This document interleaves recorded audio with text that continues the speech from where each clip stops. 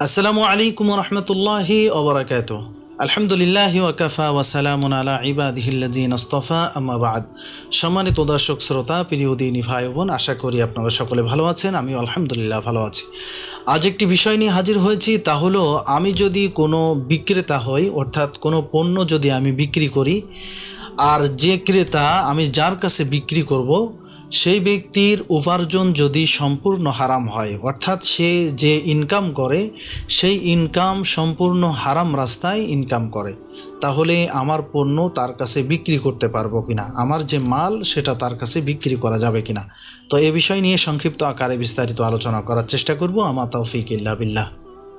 Holi star presence.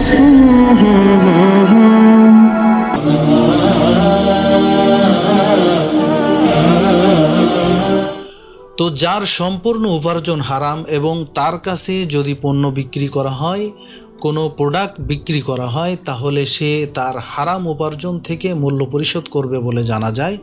তাহলে তার কাছে কোনো প্রকার পণ্য বিক্রি করা থেকে বিরত থাকতে হবে। তবে হ্যাঁ, ক্রেতা যদি আপনাকে অবহিত করে যে আমি আপনার এই পণ্যের মূল্য হালাল মাল থেকে পরিশোধ করব বা পরিশোধ করেছি, এরকম কোনো নিশ্চয়তা যদি আপনাকে দেয়, তাহলে তার কাছে পণ্য বিক্রি করতে কোনো অসুবিধা নেই। আশা করি আমরা সকলে বুঝতে পেরেছি। আল্লাহ সুবহানাহু ওয়া তাআলা আমাদের সকলকে আমল করার তৌফিক দান করুন, আমিন।